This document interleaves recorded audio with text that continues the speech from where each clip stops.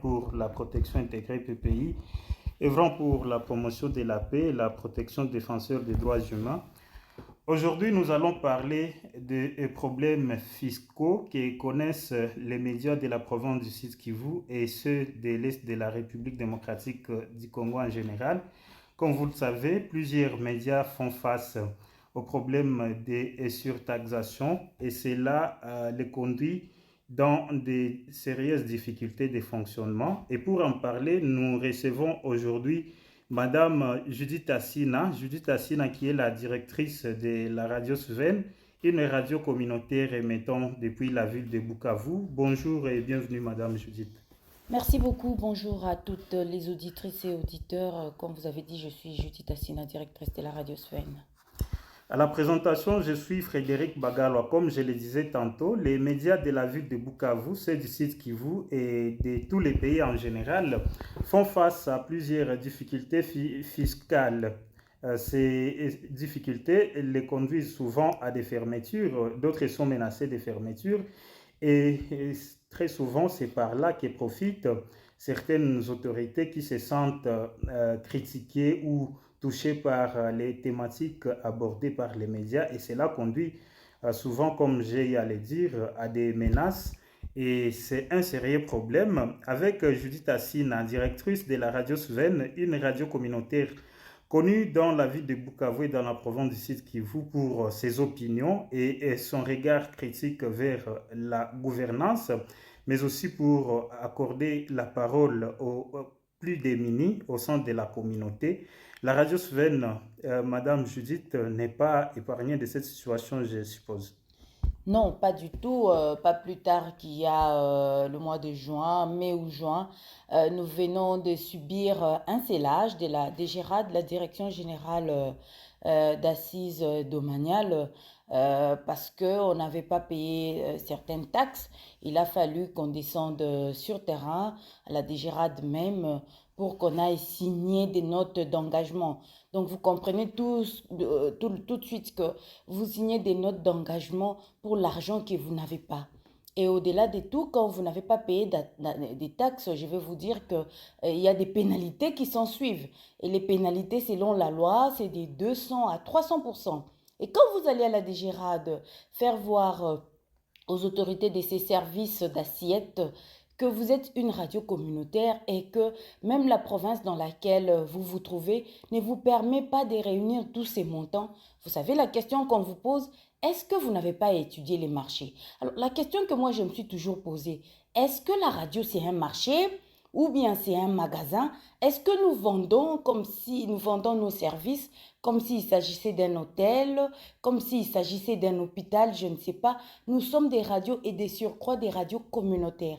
Et c'est la communauté. Nous tous, nous connaissons les conditions dans lesquelles vivent nos communautés, surtout ici dans la province du Sud Kivu. Vous savez que le Sud Kivu, c'est une province sinistre, c'est une province qui continue à vivre les conséquences des atrocités. Déjà, il y a les M23 au Nord Kivu. Et la première personne qui subit cette guerre, c'est la province du Sud Kivu. Et donc, moi, je ne peux pas comprendre que l'autorité législative se permette d'instituer aussi des taxes pour les médias. Et les médias des provinces de l'Est comme nous devons en pâtir. Et j'ai comme l'impression que même les autorités compétentes qui instituent ces lois ne sont pas au courant des difficultés dans lesquelles ils placent les médias. Ou soit ils sont au courant, ou soit ils font semblant. Et moi, je considère cela comme une sorte de musulman qui commence déjà dès la création d'un média. Est-il possible aujourd'hui de savoir lister exactement les nombres des taxes et impôts auxquels vous êtes soumis? Oui, les médias, bon, je n'ai pas en tête, mais je sais qu'il y a 7 500 $ renouvelables pour la création d'un média avec la nouvelle loi qui a été promulguée par Patrick Mouya, promulguée plutôt par le chef de l'État en mars 2023. Il y a 7 500 qu'on doit renouveler après 5 ans, 7 500 $. On parle des 7 500 $.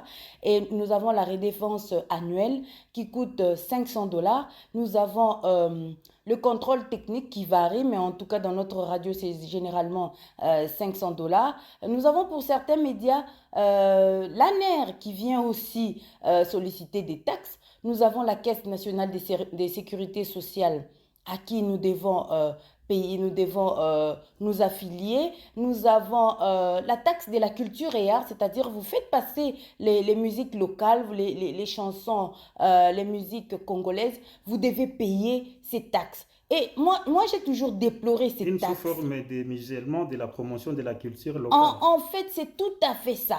Nous avons reçu, quand la radio Sven a crié par rapport à cette taxe de la culture et art, nous avons reçu un politicien, un acteur sociopolitique, je vais citer son nom, Désiré Ntaïra, qui s'est insurgé sur cette façon de faire et qui s'est même posé la question si les autorités qui se permettent de taxer les médias pour ça sont vraiment des Congolais.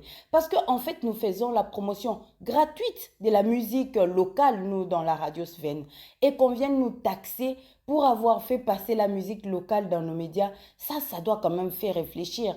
Donc, au-delà de ça, il y a toujours des petites taxes qui viennent. Il y a la taxe sur la publicité, on n'a jamais compris comment. Pourquoi la taxe sur la publicité, nous devons la payer et sur les plans national et sur le plan provincial. Et donc, quand vous voyez un média qui tient, il faut comprendre que ces médias est vraiment tiré par le bas. Moi, je considère que c'est tiré par le bas parce que nous avons toujours une épée de Damoclès qui pèse contre nous. Et ça tombe justement, surtout pendant ces moments ici, il y a beaucoup de pénalités qui viennent. Si, je vous donne un exemple. On vient de nous faire part d'une note de pénalité des contrôles techniques. Donc, nous n'avions pas payé pour l'année 2023. C'est 500 $. Et voilà les pénalités et une taxe des 100 $. Donc, sur les 500 $, on a ajouté 850, ce qui fait que nous devons désormais à l'État 1350 $. Et donc, même cette taxe-là, qu'on peut sous-estimer la taxe de la culture et art qui a coûté 200 $. Et quand on va appliquer les pénalités, il ne faut pas que les gens s'étonnent de voir que cette taxe va désormais coûter 600 ou 800 $. Eh bien, ça, c'est notre pays. On parle de démocratie, on parle de la liberté de la presse, mais moi, je ne pense pas qu'on peut avoir une presse autant libre si elle est muselée de cette façon. Et vraiment, moi, je ne comprends pas que notre ministre de la Communication soit vraiment un journaliste, qu'il ait accepté que les médias et autant de taxes qui pèsent sur leur tête. Moi, je considère ça comme une sorte d'épée de Damoclès qui pèse sur nous. Et quelles sont maintenant les conséquences avec tout ce que vous venez de peindre là comme tableau? Quelles sont les conséquences dans la production que vous êtes appelé à faire chaque jour, dans la présentation des émissions, les éditions des journaux, mais également toutes les antennes d'animation qui doivent être tenues à la radio, quand on sait bien que la radio est déjà asphyxiée sur les plans fiscal, est-il encore possible de pouvoir exercer en toute indépendance, en toute liberté? Moi, je crois que vouloir exercer en toute indépendance, à toute liberté, c'est vraiment le credo de notre radio. Mais quand on est autant asphyxié par l'État congolais, ça démoralise, hein. Des fois, on veut traiter un sujet, mais on se pose la question, comme nous avons une dette, est-ce que demain, on n'aura pas une note de perception? Parce que ça peut arriver. Et donc, cette démoralisation-là, c'est dans tous les services que nous accordons à la communauté. Donc, j'aimerais dire que ces taxes, ça pèse. Et je rappelle ici que dans un conseil des ministres du mois de juillet de cette année même, 2024, le chef de l'État avait soulevé la question des provinces qui font face à la guerre. Donc nous avons le Nord Kivu, l'Ituri, le Sud Kivu et le Maniema. Le chef de l'État avait proposé à la première ministre ainsi qu'à tous les ministres des tutelles de prendre des mesures d'allègement fiscaux dans certains secteurs.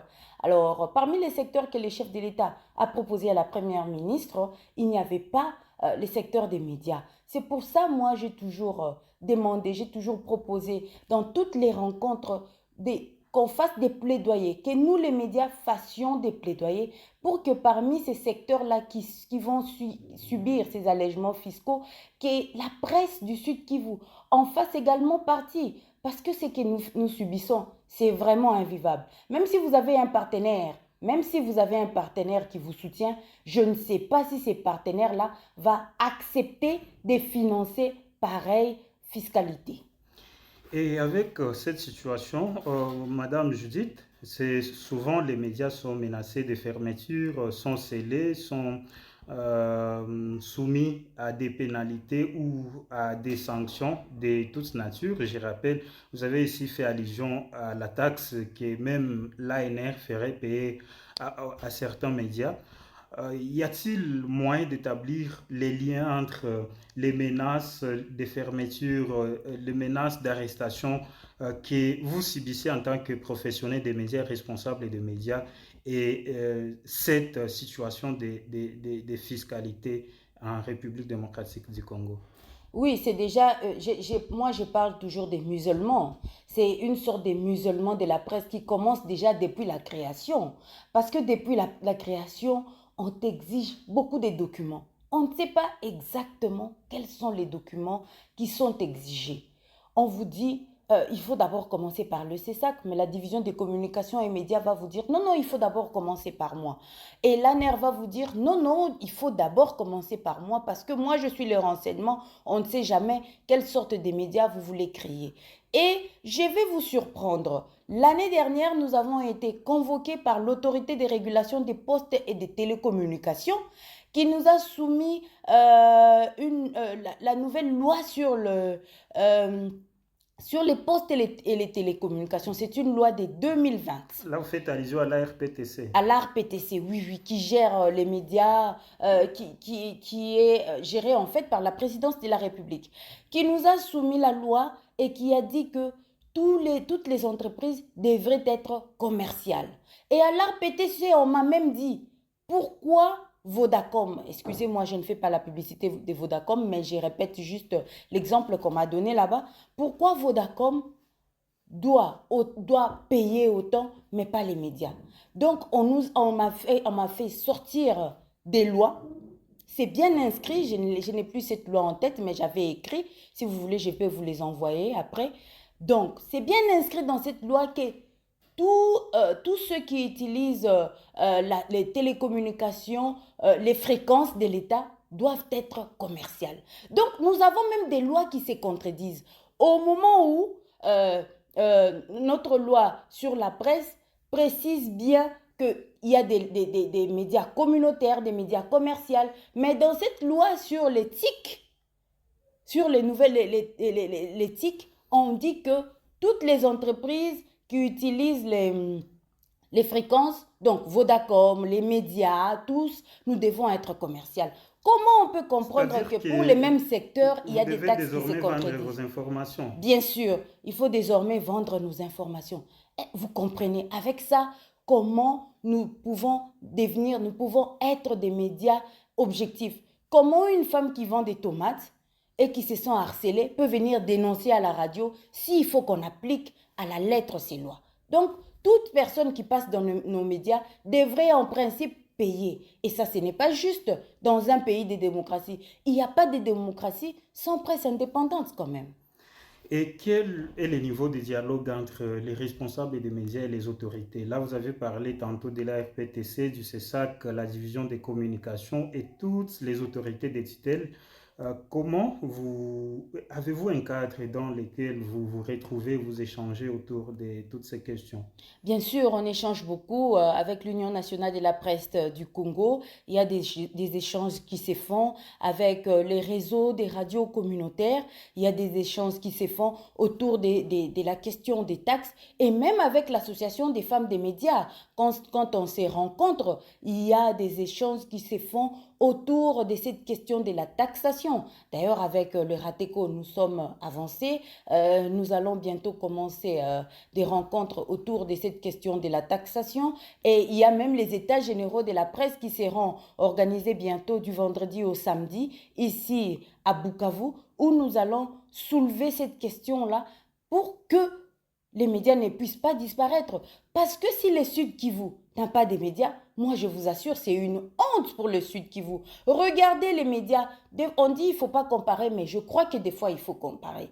Comparer les médias du Katanga, dans son ancienne configuration, et les médias du Sud Kivu. Y a-t-il moyen de se poser la question, pourquoi les médias au Katanga sont aussi avancés que celles du Sud Kivu? C'est en ce moment-là qu'on comprendra qu'est-ce qu'il faut faire. Alors, moi, je me suis toujours posé la question si ces musulmans qu'on subit n'entrent pas dans le cadre de la balkanisation de la République démocratique du Congo, parce que je me rends compte que ces musulmans que les médias du Sud Kivu subissent ne sont pas subis à Kinshasa et ne sont pas non plus subis à Lubumbashi, parce que nous avons des confrères et consoeurs dans cette ville. La problématique des subventions aux médias de la part du gouvernement fait toujours débat. Est-ce que vous avez un cadre avec les autorités ou avec toutes les structures des médias que vous avez précédemment citées, où vous menez des plaidoyers? Si oui, où est-ce que vous en êtes pour que les médias, bien que asphyxiés financièrement, comme vous l'avez dit, soient aussi subventionnés tel que prévu par la loi? Oui, oui, la question des subventions est bien précisée dans la nouvelle loi sur la presse. D'ailleurs, dans les dernières assises que venait d'organiser le RATECO, les réseaux des radios communautaires du Sud Kivu, les facilitateurs du jour nous a bien spécifié ça. Eh bien, étant donné que la session parlementaire de septembre est essentiellement budgétaire, nous avons soulevé cette question et nous avons demandé qu'il sera question de faire soit une déclaration, d'écrire aux députés afin qu'ils ne puissent pas oublier cette question des subventions aux médias. Ça va nous permettre tant soit peu de respirer. Sinon, si on continue pareil, je vous assure, même les partenaires ne peuvent pas accepter de supporter ces genres de fiscs. Mesdames et messieurs, je rappelle que vous êtes à l'écoute de l'émission La Voix des DDH et des journalistes, une émission des partenariats pour la protection intégrée. Aujourd'hui, nous parlons des problèmes et la fiscalité auxquels font face les médias de la province du Sud Kivu. Et pour en parler, nous sommes avec Judith Assina, qui est la directrice de la Radio Sven, une radio communautaire œuvrant pour les changements des mentalités, émettant depuis la ville de Bukavu. Madame Judith Assina, quelles sont les recommandations que vous avez à formuler à différents niveaux pour que des médias puissent travailler en toute indépendance comme vous avez émis ces vœux? Oui, les recommandations, je crois qu'il faut d'abord les adresser au président de la République. C'est lui le garant du bon fonctionnement des institutions et c'est lui le garant de la Constitution. Il a lui-même soulevé dans un conseil des ministres que nous, les provinces qui subissons les conséquences de la guerre du M23, il fallait alléger les fiscs. C'était une recommandation, une exigence même faite à la première ministre. Eh bien, que le président de la République lui-même veille sur cette question afin que les médias... En fait, j'aimerais dire quelque chose. Nous ne refusons pas de payer les taxes, mais qu'on paye sur base de ce qu'on a. Qu'on n'aille pas à la DGRAD nous faire signer des engagements pour de l'argent qu'on ne saura pas payer. Eh bien là, on signe des engagements, oui, mais d'où sortira cet argent? C'est ça le grand problème. Mais aussi à l'autorité budgétaire qui est l'Assemblée nationale. Moi, je ne peux pas comprendre que lorsqu'on vote ces lois, il y a des députés du Sud Kivu à l'hémicycle de l'Assemblée nationale et qui acceptent que pareille loi puisse passer. Je suis vraiment étonnée. Je ne sais pas s'ils se rendent compte des conséquences des pareilles taxes dans les médias de leurs fiefs respectifs. Alors, demandez aux autorités budgétaires, plutôt aux députés nationaux, surtout ceux originaires du Sud Kivu, de voir comment plaider la cause des médias du Sud Kivu. C'est aussi à leur avantage. Donc, le problème, c'est qu'ils ne mesurent pas S'il n'y a pas de bons médias au Sud Kivu, c'est une honte pour eux. Ils ont intérêt, moi je crois en tout cas, qu'ils ont intérêt à ce qu'il y ait des médias qui soient aussi viables dans leurs provinces respectives. Ça fait une certaine fierté. Et puis ils se diront quand même qu'ils ont veillé à ce que ces médias-là soient quand même un peu, arrivent quand même un peu à respirer. Parce que les médias, nous sommes asphyxiés. Voilà, nous sommes à la fin de notre émission, La Voix de DDH et des journalistes. Nous parlions des problèmes fiscaux, de la problématique de la fiscalité des médias au Sud Kivu. Nous en parlions avec Judith Assina, la directrice de la radio Suven. Merci beaucoup d'avoir accepté notre invitation, Madame Judith. Merci beaucoup Frédéric et merci à toutes les auditrices et auditeurs de nous avoir suivis. À la présentation, j'étais Frédéric Bagalo. On se fixe rendez-vous au prochain numéro. Au revoir. Au revoir.